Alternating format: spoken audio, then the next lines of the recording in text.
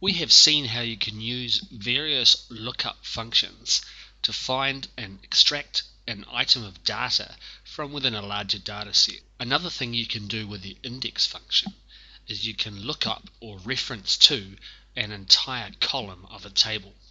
A common application of this is if you're trying to create an interactive report. You can present the user with an option to select which variable gets plotted on a chart or in a table. The reference to an entire column using index is typically performed inside a larger formula where you're doing some kind of analysis. SUMIF and average if, or SUMIFs and average ifs, where you can make this combination. For example, in this table you might want to write an analysis formula that finds out the sum of errors for a particular player. In this instance we would use SUMIF. We have a single criteria, that is the player name, and we're looking in the column called errors.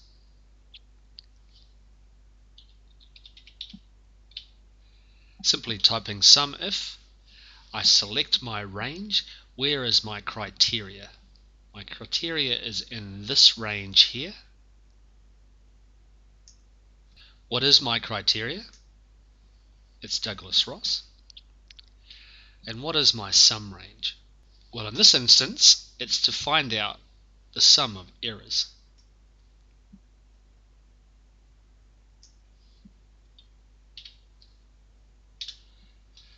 And so we can see that the sum of errors for 3 games was 118.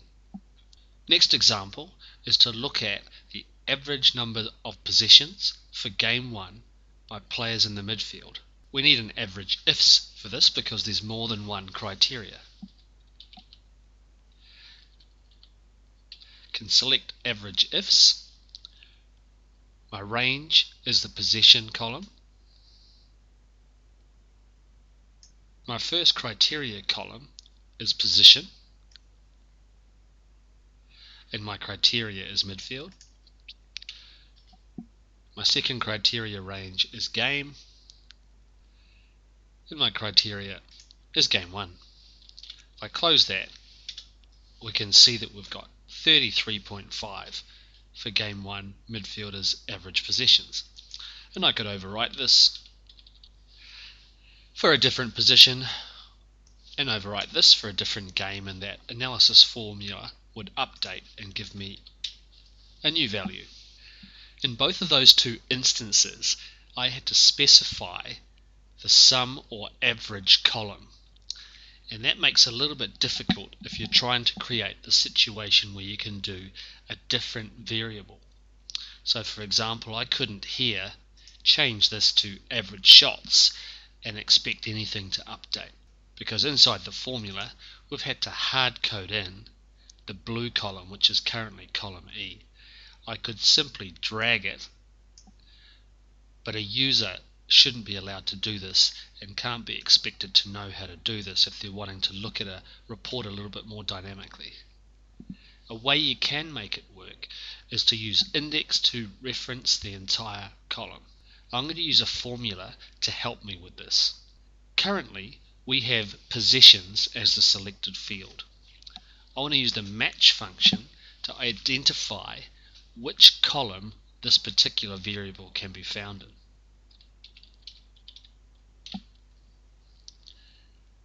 I'm going to match the cell in the top row of the table and make it an exact match. So that's telling us that possessions is column 4, and if we change that to passes, we can see that the number updates to a 6. Let's see how we can find out the average passes for defenders in each of these 3 games. We've got 2 criteria, so I'm going to use average ifs. The first thing we have to enter is the average range. This is where we use the index function.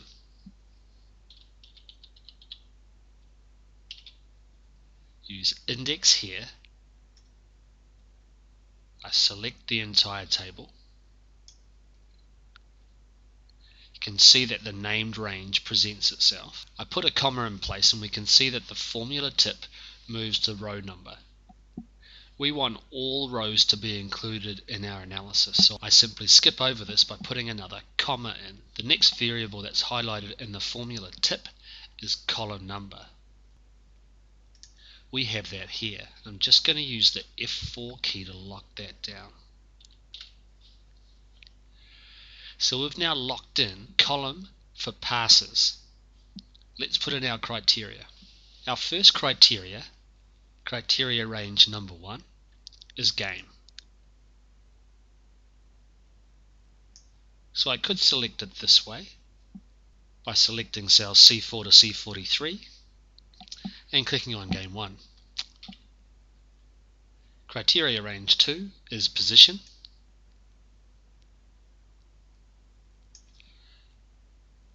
Lock that down. This is from a drop-down box, so I need to lock that down to allow us to drag this formula down to game 2 and game 3. The formula tips disappeared, so I can hit enter now. I can copy this down and do a quick audit, and I can see that all the correct ranges are still being highlighted by the formula.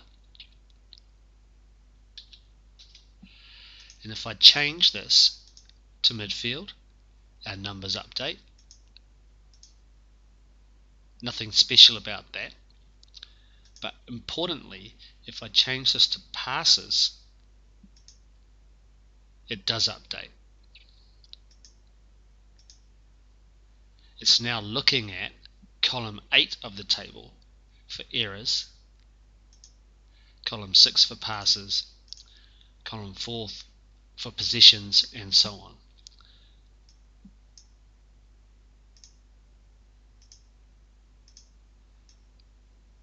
So I could insert a simple chart that allowed a coach or an athlete to check out stats for different variables using a simple drop-down box.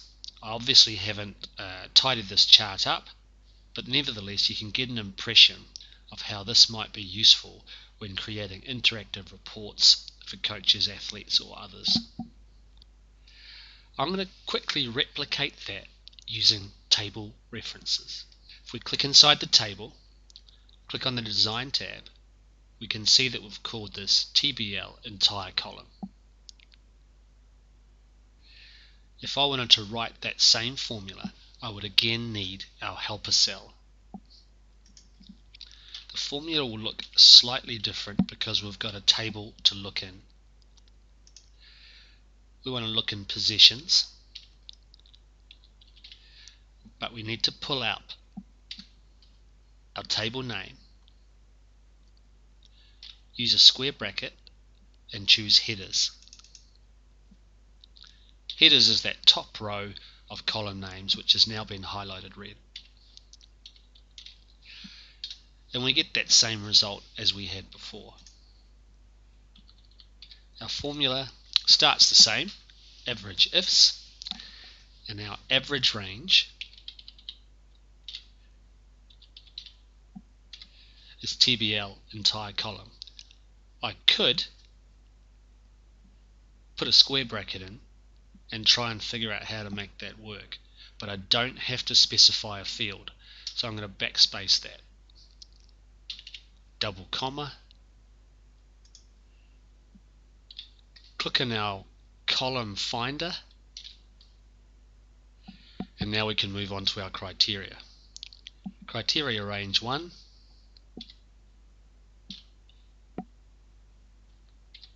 is game,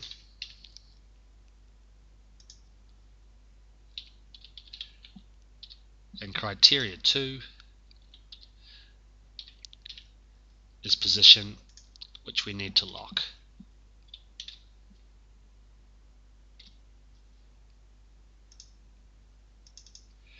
Copy that down, interact with the data, make sure it's working and staying in the dynamic state that we were hoping for.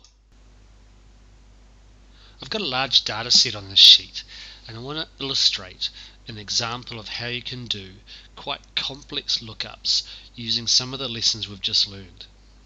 Shortly, we'll be building an entire report using lookups from this data, but for now I want to demonstrate just one extraction, and that is a selected player from a given match for a single variable. We want to find that using the index function and some various helper functions as well, in particular match. This data set has a number of games and about 20 rows of data per game. It also has approximately 100 columns that are either variables or descriptors. So the descriptors are the first 8 columns all the way up to result. Column I across are numbers that have come in from our match analysis system. So we have two options to find this particular value. The first one is that we could do a helper column. The problem with creating a helper column is you have to decide where to put it. Generally speaking, you're likely to be pasting in a new set of data to the bottom of the sheet after the next match. And so you don't want to have to paste in 3 or 4 pieces to accommodate an inserted column in between player name and match ID. You could go right to the end. I'm just double clicking on the right margin of the selected cell, and it takes me to the end of the range in the row that I'm in. I could join it here, call it helper. As soon as I hit enter, it's going to be swallowed up by this table.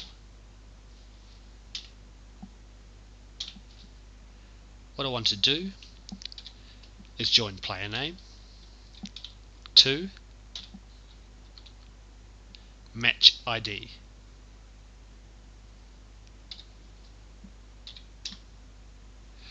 And we see the result. We now have a unique row ID with the column called helper.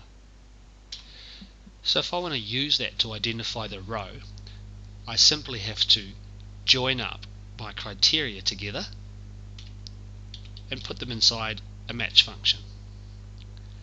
My lookup value is player name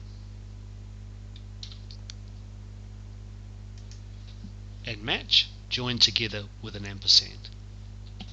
My lookup value is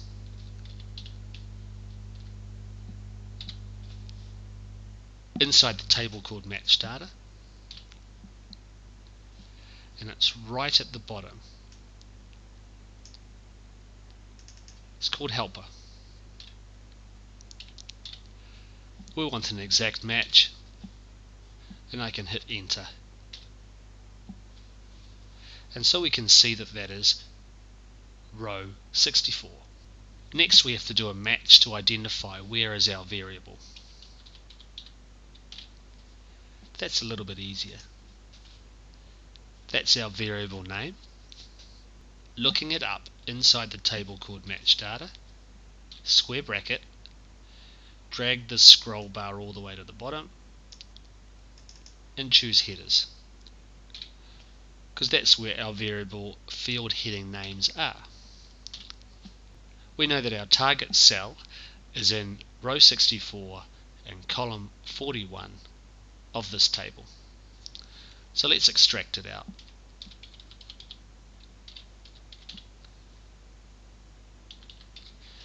TBL match data,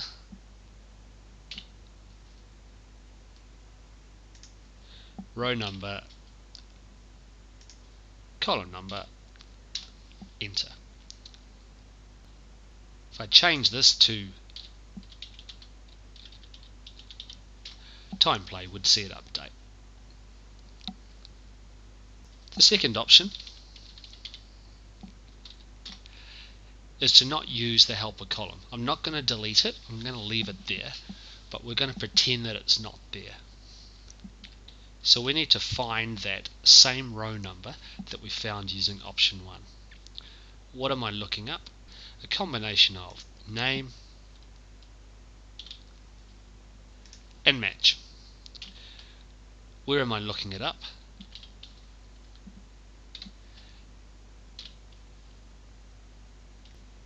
This column joined with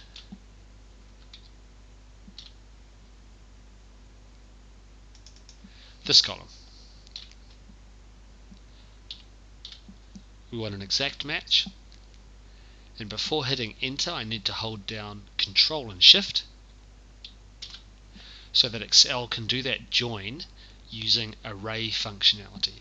So if you look in the formula bar, you can see that it is an array formula because it has a curly bracket before the equal sign and a curly bracket after the last one right at the end of the formula. The row number will be the same, so I'm going to scoop that out, paste it in, and same with this formula will be identical.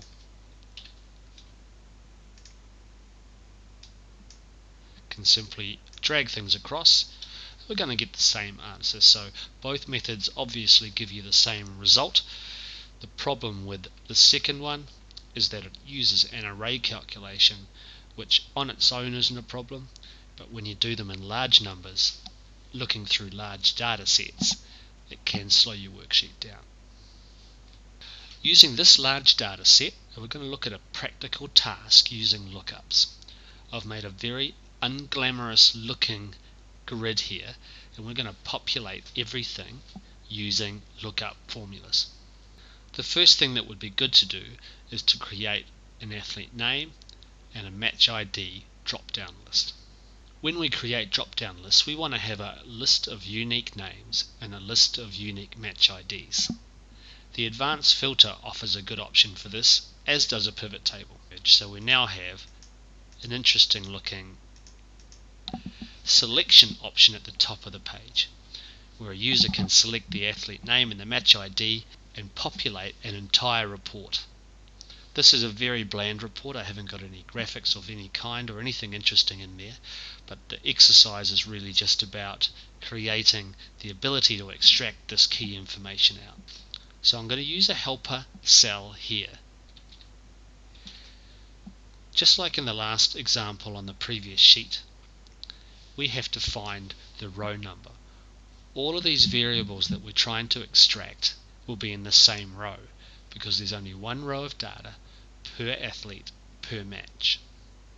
So we need to match the athlete name combined with the match ID. We need to match it in this column joined with this column. We want an exact match and we need to do an array entry.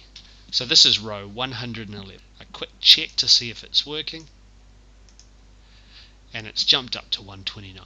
So our task now, believe it or not, is simply to write one formula and copy and paste it about 40 times. So the function we need is index. We're looking it up inside the table called match data. We could do two things here. The first one is simply to choose the field that we're looking in and then click on cell H6, lock it with the F4 key, close bracket. We don't need to put the column number in because we've already specified that in square brackets. So it's going to pull that out for us. If I just copy this down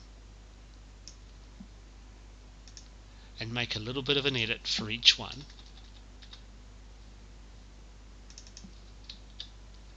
we'll see how easy it is, now that we've got that row number, to complete our table.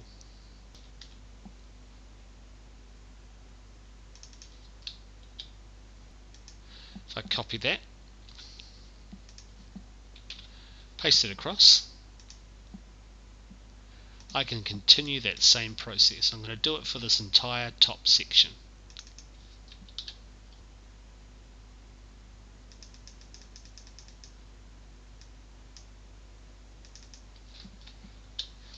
And so we've populated those top 8 cells of the report very, very quickly simply by writing one formula. It only had to specify the row number and the field name, and copying that across and making a slight edit each time. Let's try and do the next section slightly differently.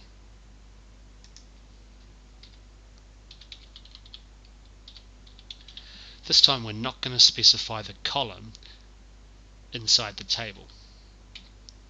I'm going to refer to the row number and lock that down. But instead we're going to try and use the match function to look up the variable in the column headings or field names of the table.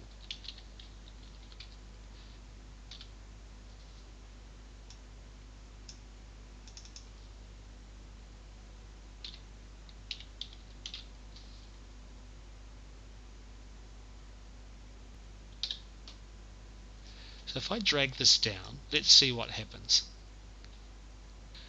We can't tell if that is correctly looking in the right column because there hasn't been any goals. If I click on the cell, we can see that it's looking at the right item and matching it in the headers okay. So there's a good chance that we're doing things right, but we can't be sure. So let's go and check out row 129 and edit the data to see if this is pulling through correctly. Round 8, Phoenix away for Donald Chung. So I'm going to edit this to show 2 goals, of which one was the winning goal and one was a goal outside the box. Let's go back to our report. We should see one of these values pop up as a 1 shortly. So let's copy this, paste it in. We might find that it's slightly misaligned, so drag that across, hit enter and copy down. So using those 2 methods we can fill in the rest of our report. I prefer the first method that we used. It makes formula editing more simple if we need to go and correct anything later. So if I copy that one and paste it in here, what we can see is that each time we're simply going to have to backspace to bring up the field list and find the variable of interest. We're looking for total successful passes all. There it is there. Let's copy that down and make some edits.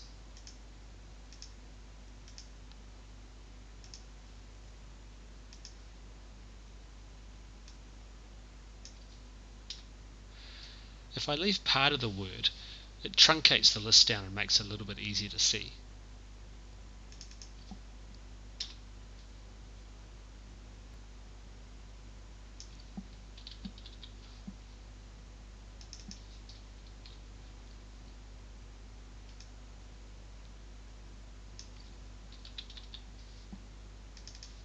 Nearly there.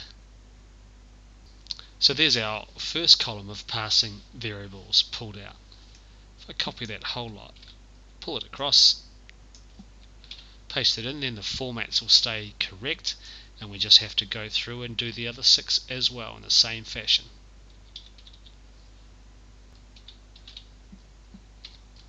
Last one, through ball.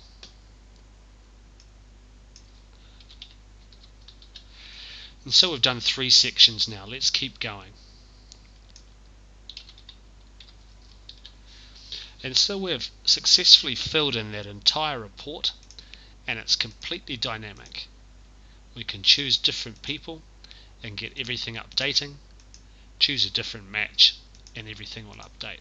Obviously this is a very plain report and you wouldn't make something that looked like this. You'd have a bit more colour in there, you'd have some charts, reports and comparison data most likely, but as you can see we looked up about 50 items from the master data set simply by selecting the athlete name and match ID from the top of the report. What you would have also noticed is that selecting the field using the tab and arrow keys can be quite quick, and it's a very good reason to name your field headings in a very organized and sensible way. Makes things easy to find.